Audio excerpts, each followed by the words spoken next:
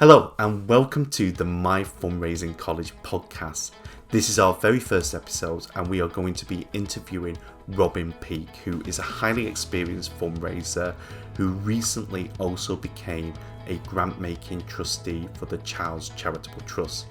And what we're really keen to find out is what has he learned since he hopped over the fence and has seen what it is like from the other side of the process.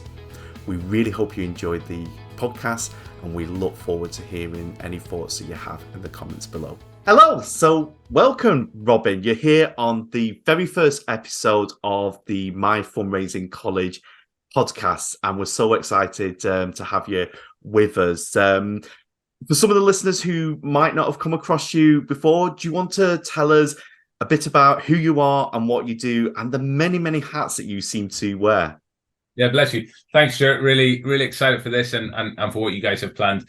Yeah, so I'm Robin Peake. My day job is I'm Director for Supporters for Wycliffe Bible Translators. So that means I'm kind of overseeing with a great team our kind of comms and marketing and fundraising. Before that, I've spent some time with Home for Good and also Innovista. So I've been kind of in fundraising jobs for, I guess, 10 or 11 years now. I also have kind of involved with the local church in our estate, and through that we accidentally set up a charity to buy a house for the church that has ended up buying 4 houses, so including 4 Afghan refugee families. So I think when your hobby after work is also fundraising, it shows you're in the right profession. Yes, absolutely. And you're involved in Fico as well. Do you want to tell people what that is? Yeah, so Fico is it's a special interest group of the Chartered Institute of Fundraising. It stands for Fundraisers in Christian Organizations. And really what Fico is about trying to help fundraisers who find themselves in faith-based organizations to navigate some of the nuances that come around with that. So in some organizations, there are histories where people almost don't believe in fundraising, that it's, you either have fundraising or you have faith, and we have this kind of false spectrum. And in other organizations, just some of the nuances of maybe fundraising in churches and things like that. And so Fico aims to kind of stand in the gap and help people, particularly maybe those who are starting out in that kind of career, to navigate some of that, to get some training and to network with great people like yourself. Oh, brilliant. If someone was wanting to get involved in Fico, what would be the first step? Yeah, so if you go onto the CIofF website and down the special interest groups, there'll be a list of events there. The main thing really is to get onto the mailing list and to use that. You don't need to be a CIofF member to come to any of the events, but if you are, you're likely to hear about them easier. Amazing. We'll drop down the links in the comments for people. And then the final thing that is the reason I wanted to chat to you about. You've become a trustee for the Child's Charitable Trust. Tell us about that. Yeah, that was fun. So when I left one of my jobs, I met with Melanie, who was and is the chief exec of the Child's Charitable Trust. And I said, if you're ever looking for any trustees, let me know. So I just wanted to plant a little seed in a kind of cheeky Irish way that I like to. Because I've spent a lot of the last 10 years writing applications to trust, and I thought it must be really fun to be on the other side. And I think selfishly and professionally thinking it'd be really interesting to see how some of our stuff compares to what other people put together. So it was enough of a seed that when they were looking for trustees, Melanie reached out, and I didn't have to think too much about it to get involved. That is really cool, and this is exactly the thing we wanted to talk to you about. So what I see is many charities perceive the whole grant application process is a bit of a black box. They submit the proposal, they wait for several months, and at the end of it you either get a grant or the rejection slip that comes through. Could you shed some light what happens behind the scenes while we're waiting for that response? Yeah, so I can talk a little bit about our process. So maybe just a bit of context. So Child's Charitable Trust is a kind of Christian funding organization. So we're all about kind of funding things that are telling people about Jesus, essentially. So the way our process works now is kind of during the last year, we really started to get a lot more applications. And part of it was we were realizing we were rejecting the same sorts of things. So we've actually made it harder for people to apply. But we've done that deliberately because we were finding it was wasting. I mean, I hate wasting fundraisers' time. That just because that's really painful for me. Yeah. So we made our kind of eligibility criteria a bit tighter. And we said we have a system now where if you've already had funding from us, then ask for an application form to send something in. If you haven't, then let's just have a chat. So with Melanie, our chief exec, and really it's kind of trying to create this very simple 2-step process where she can kind of weigh up on the phone or by email if it's worth you putting an application in. So what then happens after the application comes in then and the deadline hits, we get to see all of the applications as trustees. So there's 5 of us. And then what we do is we spend some time as volunteers going through that, and then essentially scoring the applications really just on a yes/no basis, which is yes, I want this to come to the meeting, or no, it doesn't interest me enough. And then what happens is if an application gets 2 or more yeses, then it will come to the meeting to be discussed. So some of the applications get 5 yeses, some get none, some get 1. What we do have is kind of like in Britain's Got Talent, a golden buzzer, where we say, even if no one else votes for this, I really want to talk about it at the meeting. And so we're doing that kind of in our own time. We're doing that reading, and then we come to a meeting. We meet once a quarter, and we review them. And that is just the funnest bit of my quarter, because we are looking at often great projects, doing great work, and getting to essentially allocate funds that aren't ours, to say, do you know what, that looks great, let's send them, a typical application for us, maybe between 3 and 10,000, but knowing often that's going to, make a big difference for beneficiaries, but also actually just make a Fundraisers Friday really happy. Yes. Yeah. Well, there's no better feeling, is there, when that check comes in and you sit there as a fundraiser thinking, my work, my writing has changed someone's life, and that's going to make my Friday, it's going to make their Friday. It's just a brilliant feeling. Yeah. Fantastic. So having worked extensively as a fundraiser before you then became a grant making trustee, were there any surprises you experienced from being on the other side of the fence? Yeah, I think so. I've sat on the fundraiser side where you create something, you send it to a colleague, they send it back with comments and changes. You incorporate that, you send it back, you maybe proofread it. You're quite kind of, you can get quite into the detail. And on the other side, reading them, I was really struck by how quickly I was reading them. And it really got my attention. I kind of wrestled with this a bit. Should I be reading these slowly, word for word? And I kind of came to the view that really it is kind of the fundraiser's job to kind of grab my attention, really. And fundamentally, our brains are lazy. They're trying to save calories all the time. So they're essentially, my brain is almost looking for a reason to say no to this application so that I can stop reading it and move on to the next one. So at times we're getting 100, 120 applications, and there's a significant amount of time to go into that. So that's quite depressing, actually, for me as a fundraiser, to realize, gosh, this stuff that I have, sent around people and really painstaked over, is just kind of being read quickly to decide what does or doesn't go in. I think I've been really struck by what kind of ticks a box for me. So, for me, it ticks a box if it kind of hits things that I'm passionate about, interested in. For me, it ticks a box actually if I've heard of the charity or not. Or if I've maybe heard of some of the people leading it or not. And one of the things started doing in terms of my work, and or if I'm advising other fundraisers, is if your charity's not well known, actually within a funding application, can you lean on the credibility of someone else? So maybe you come out of a larger charity, or maybe you work with a well-known charity, or maybe you've got a kind of patron or someone who's kind of well-known and trusted who'd be willing to lend you a testimonial.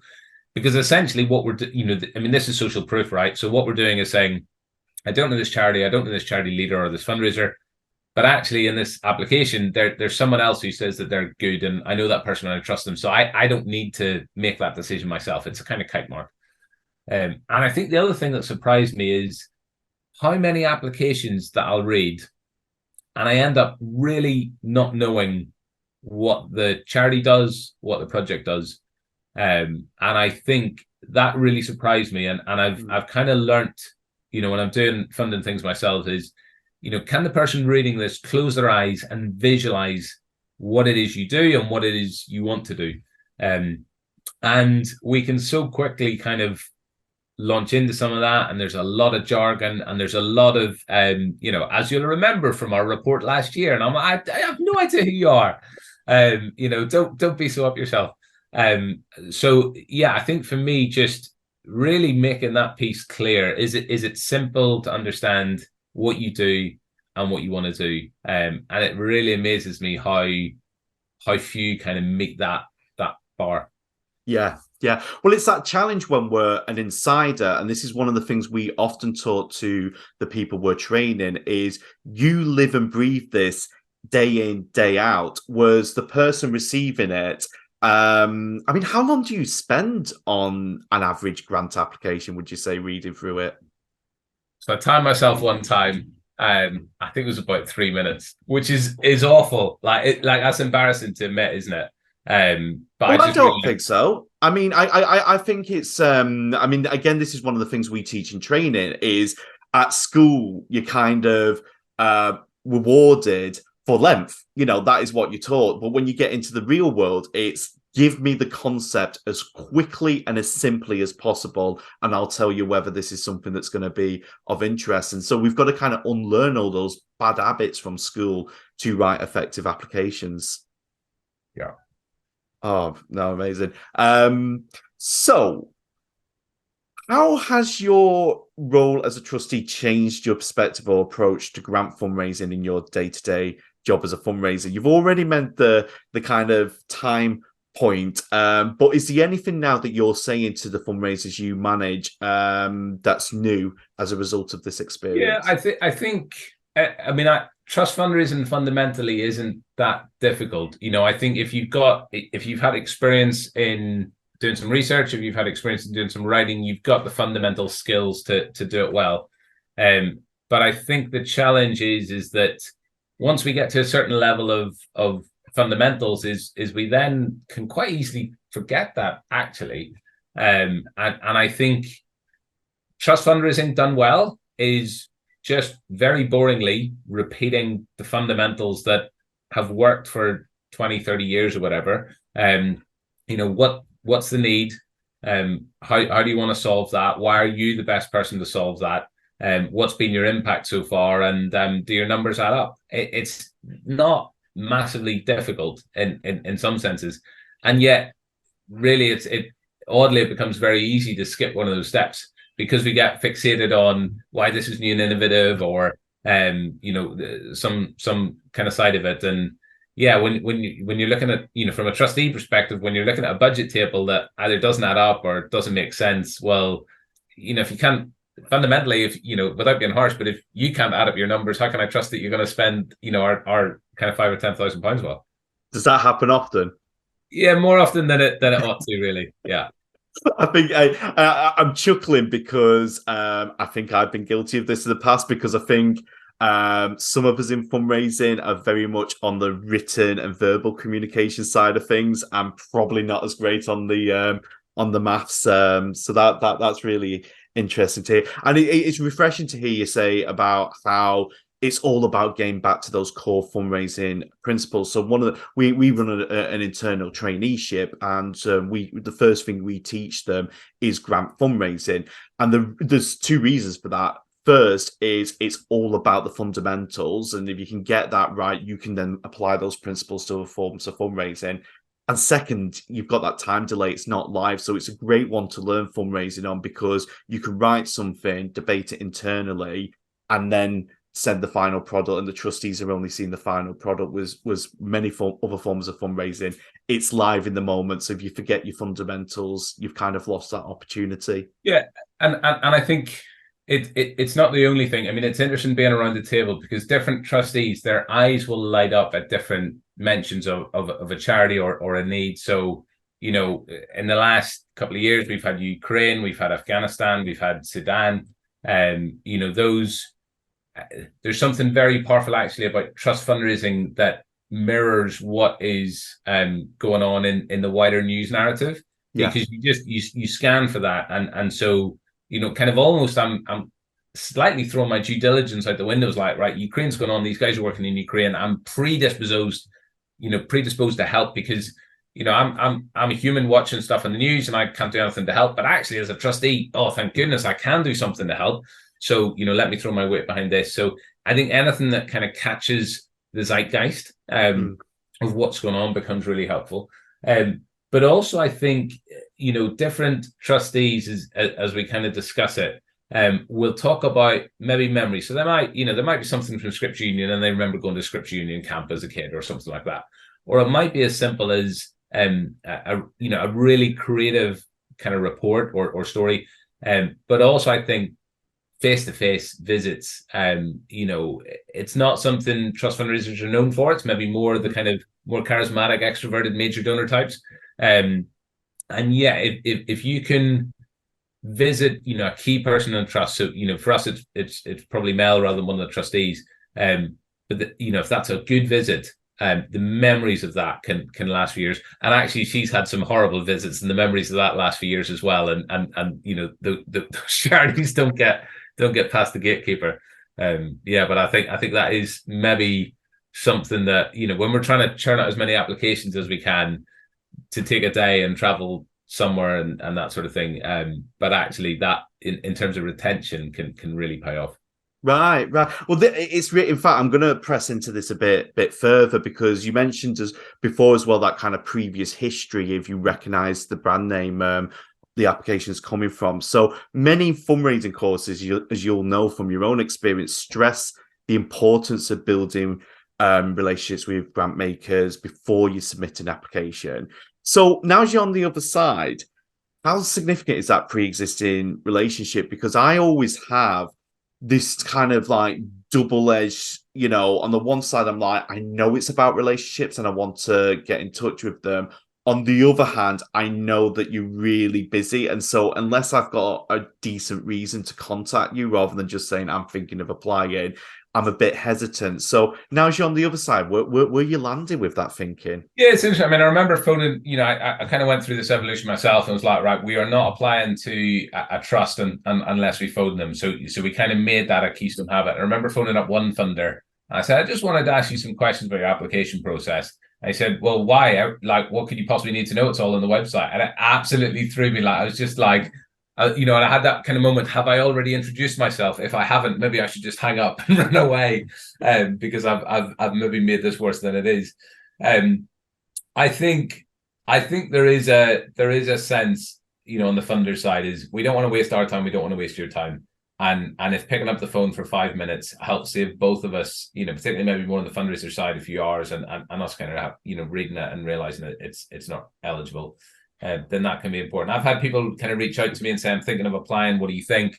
And any kind of tips. And I think, I mean, again, this is kind of our selfishness or whatever, but it's flattering sometimes when people do that, or they think you can help, and there can enter this kind of strange power dynamic, and we have this kind of way about that. But I think anything it's interesting. Probably one of the things I used to do this thing on trust applications, which is, if there was 5 trustees and I would say, thank you for reading this application at the end, Tom, Dick, Harry, John, and Joe. I used to think I was being really clever, and actually reading it on the other side, it's actually a bit shoehorned and a bit corny, and often the name on the charity commission, so I'm a Robert by birth, but everyone knows me as Robin. So the name on the charity commission website is maybe not actually how someone uses their name. So I think if it's forced and sickly, people can see that.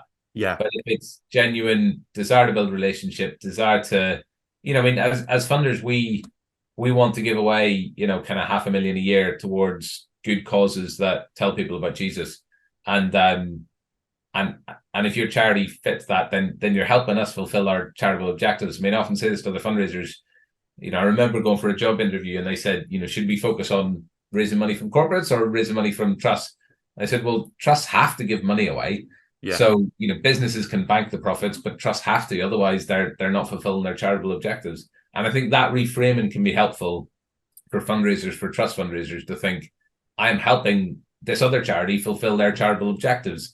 by Yes. giving us their money, which is, win-win. Yeah, absolutely. And this is one of the things I find fascinating about the because I do a lot of training with new fundraisers or kind of sort of leaders that have to do a bit of fundraising on the side. And you find with inexperienced fundraisers, particularly in smaller charities, they can feel quite intimidated by trusts and foundations because they're just these, in their view, big moneyed institutions that are a little bit faceless.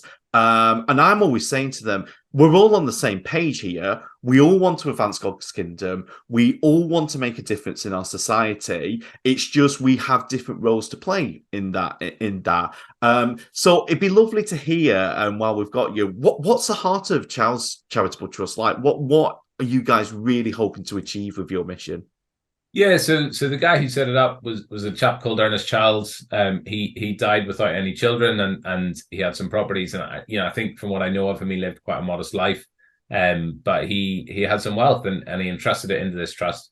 And really it was set up to kind of promote the Christian faith, might be the kind of jargony charitable objective language, but really just had a desire for, he knew Jesus and he wanted more people to know Jesus too. And that's reflected both stuff in the UK and stuff internationally. It's been interesting. One of my early reflections was realizing how little internationally we were getting in. We only give to UK registered charities, but a lot of them will work overseas. Yeah, and I think just to go back to a point, Stuart, as well, something came to mind. Realizing that like trust. Well, you'll often hear in training, trust are people too, and treating people like people. And we were talking about building relationships. Actually, one of the things that I think I look at slightly differently now is this a trust that has maybe a paid member of staff?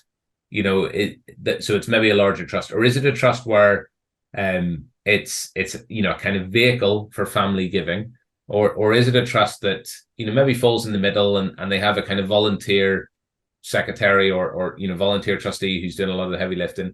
And I think treating them slightly differently in those things. So is this a trustee who's going to be by the phone at 3:00 and kind of waiting on a call, or is it a trustee who's just trying to squeeze this in around family life and work life and all, and kind of treating people differently to that, in the same way that for us we respond to things differently that are in our day job and in our responsibilities, and things that we kind of volunteer in the evening. Yeah, no, that makes total sense. Can you tell us, without naming the organization, unless you really want to, about an application that really wowed you? And could you tell us what it was about it that made it stand out from the others? It's interesting. So I will name them because I remember it, because we didn't fund it. It was Liverpool Cathedral, and I remember I ended up looking up on LinkedIn the fundraiser, thinking, oh, that might be someone I want to recruit, which is a really cheeky way to abuse power, isn't it? But I can't remember whether it got to the meeting and we didn't we decided no, or whether it was only me voted for it and it didn't get to the meeting. But I just remember it being funny. I can't remember what it was for now, but I just remember it being a really clear, so like, I don't really know what cathedrals do and stuff, so it wasn't like a brand that I could kind of, okay, I've got a rough idea of what they do. But I think it just goes back to that clarity point. And, for me, here's an organization that, I guess I know it's in Liverpool and I know it's Cathedral, but, I'm not kind of interested in evensong and high church and stuff like that. That's not my boat. But the stuff they were doing, I just remember thinking I could really get behind that. I really can visualize what they're doing. But unfortunately the other trustees couldn't. But I think just on that, when maybe particularly if your charity's less known, or going to be less known to this particular group of people, is how can you just make it really easy? And some of that is about fitting into people's mental models, and maybe what you do is quite similar to what another well-known charity does, and you kind of don't want to name them because they're your competition or whatever. But actually, you can maybe just help people understand what it is you do by kind of tapping into a shortcut or something like that. Yeah, no, that makes perfect sense. Is that frustrating from your perspective if you have read an application and you've been like, this is the one I'm going to advocate for, and then it doesn't turn up in the panel discussions? No, not for me, because I think that's the joy of kind of, I'm not there to try and get my own way. Yeah. It's not my money. And I think as trustees, we are privileged to be. I mean, I listen, I love giving away money. And it turns out I love giving away other people's money too. But so it's, we're stewarding something that Ernest Childs left. We're stewarding something that's bigger than ourselves. And I think, I kind of trust the wisdom of the group. And if I do that kind of golden buzzer type thing and say we really want to discuss it, then I've kind of got the freedom to really pitch for it. But equally, if if it doesn't resonate, we have this thing now where we don't say, right, 3 votes for, 2 against. It needs to be something that all 5 of us say, yeah, we want to give to that. And if 1 or 2 of us don't, then we don't. We kind of trust the discernment of the room for that. And trust that, if it doesn't float our boat, it will float someone else's. And if the charity's doing good stuff, they'll get the resources they need.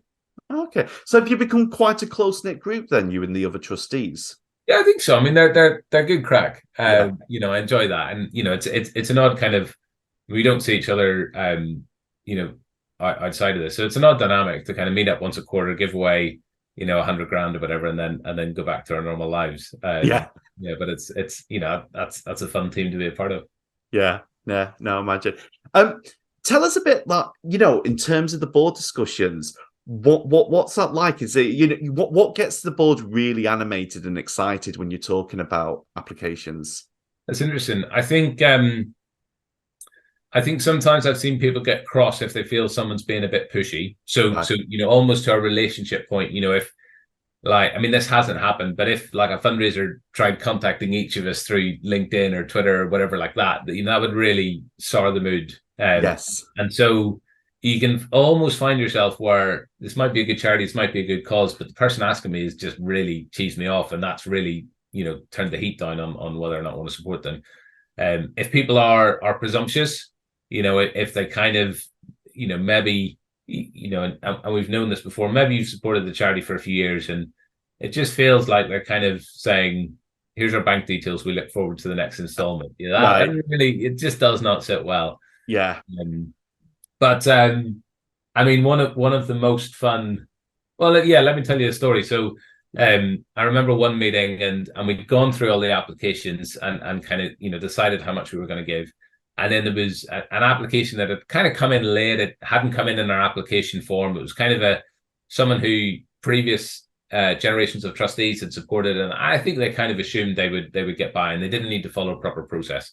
So we discussed them at the end, and it just didn't resonate with us, and we didn't kind of appreciate, for Mel, our chief exec, that they're trying to kind of bypass the processes. Right. So we just kind of said that's not something we want to fund, and it was just a bit of a sucky way to end the meeting. And I think he asked for 15,000, and so then we said, well, how about we take the 15,000 we're not going to give to that charity and go back to the top 3 charities that we did like and give them 5 each. And so we did, and it was such a better way to end the meeting, because we basically almost felt like, here's 15,000 that we weren't going to give to this charity because it kind of annoyed us and it didn't quite resonate. But instead of that being the last thing we did, we kind of almost was like, well, this isn't how economics works, is it? But it was almost like it had freed up 15,000 that we could then go and be extra generous with. And it's really fun. The trustees at Childs, they hate like specific amounts. So if someone asks for 4,693, they'll be like, oh, don't be silly, give them 5,000. Yes. And it is really fun to give charities more than they've asked for. And that's just it's fun to be generous like that. Yeah. The thank yous that come back from charities, do you guys get to see those as trustees? So the way we do it is, if we've given a charity more than 10,000, then Mel will circulate the report. So every charity needs to report back, but we don't see all of them. It's more paperwork to kind of see and read. Yeah. And so she'll circulate them around. The other thing we do though is once a year we have a missions day. Right. And so each of us kind of get to choose our kind of maybe a favorite charity, or maybe it's one that really isn't a favorite, but we want to find out more about. And so we'll have that at the end of no, started next month. We'll get together and we'll have a day and we'll kind of hear from the charities kind of presenting. And that becomes really helpful because some of those presentations just really stick. You know, and I think the charities that take it seriously and say this is not just for us to kind of bless the trustees, which it obviously does, but it is a real chance to kind of sow into that relationship for years to come. Yeah. Oh, I bet that's great fun. Do you find as a professional fundraiser on that committee, do you have a unique perspective to the other trustees? Like because you've seen the process from both sides of the fence? I love. I mean, this is cheeky and naughty, isn't it? But I love trying to understand that your free reserves and your designated reserves are really just a way of trying to make your free reserves not look quite as big. We've all done that. We've all done it, right? So I love kind of spotting the tricks of the trade, if you like. Yeah. I think on the other side there are great people doing great stuff who are terrible fundraisers. You know, particularly in small shops where they don't have a professional fundraiser they can outsource to. And trying to look past the application, look past their website, and maybe understand, you know, even though they've presented this so awfully, I think they're doing really good stuff. And some of that, you know, sometimes, you know, I said sometimes it's maybe 3 minutes per application, but sometimes I'm phoning people up and saying, "Do you know about these guys? You know, are they worth kind of getting behind?" You know, really want to give people a fair shot on that.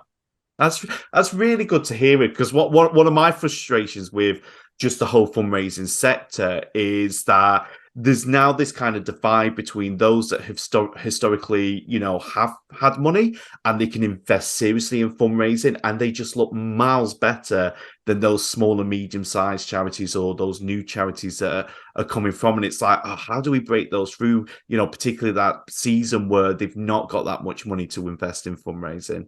And I think particularly, you know, I think judging someone's kind of mission worthiness based on their ability to spell or write coherently, you know, is classist, that, you know, to the very least.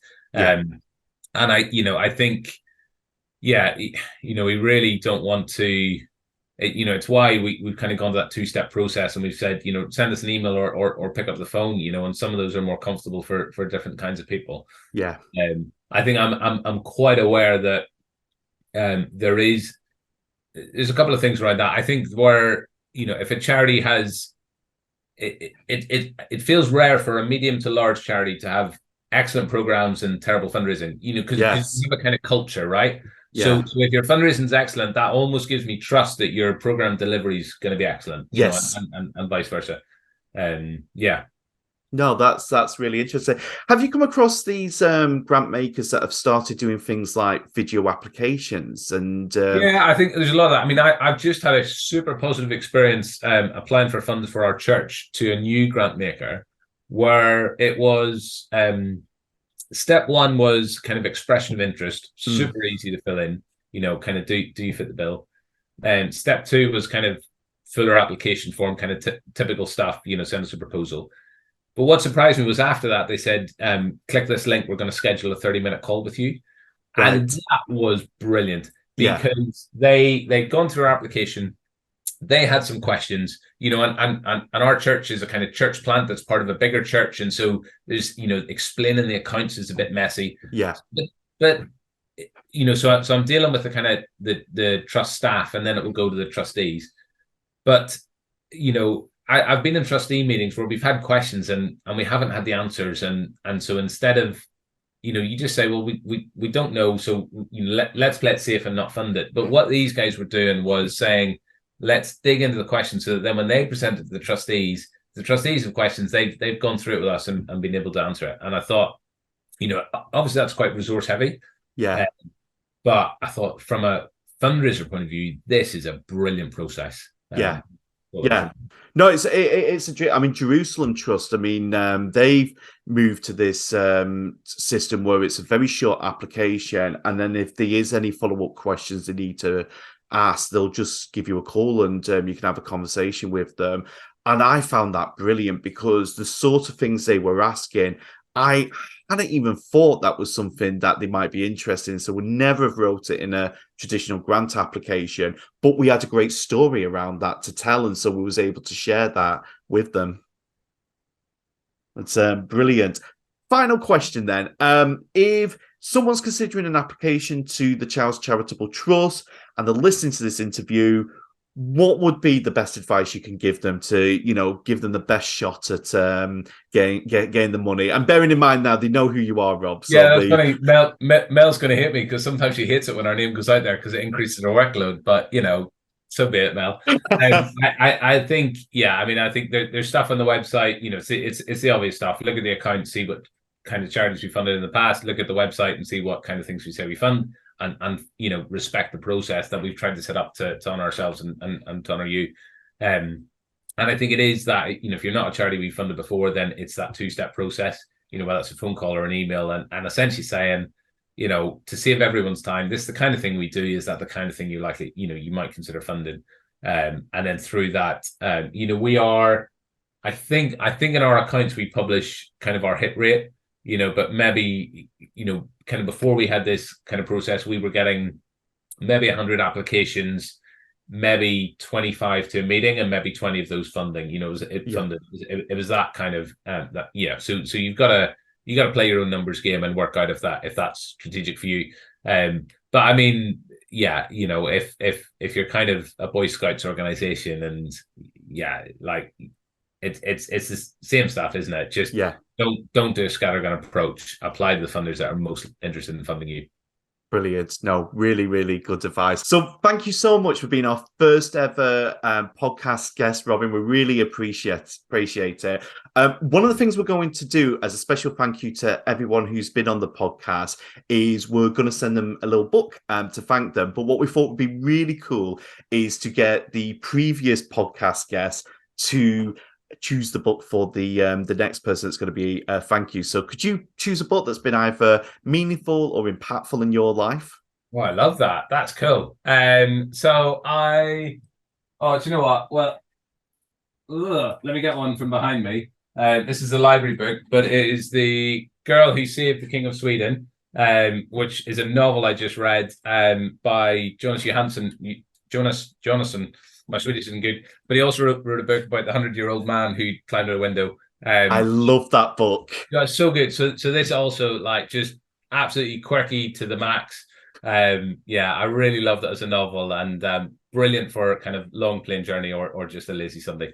Oh, nice one. Yeah, that we'll send that over to them, and you'll get my pick. So mine is Wilbur Smith's When the Lion Feeds. Have you ever read that? No, that's a new one. Excellent. It is a coming-of-age story like no other. And I first read it when I was 12, and I've read it like every 2 to 3 years since being a 12-year-old, and every time it's meant something different to me. So I'll send a copy of that. I should have really tested your generosity and picked kind of a first edition Lord of the Rings. That's it, and just you'll see my business partner spinning in the corner. Robin, this has been brilliant, and I look forward to speaking to you soon, and best of luck with the many, many things that you're involved in, and thank you for all you do. Amazing. Thanks so much for having me, sir. Bye. So that was our first ever podcast episode. We really hope that you've enjoyed it and you found Robin's insights helpful. If you need any support at all with your fundraising, please do contact Chel Perkins at hello@chelperkins.com, and we would be more than happy to explore the different ways that you can support us. And don't forget, coming in September 2023 is My Fundraising College. This is going to be our new online and on-demand platform where you can learn everything you need to know about how to approach fundraising. Until next time, we hope you have every success with your fundraising.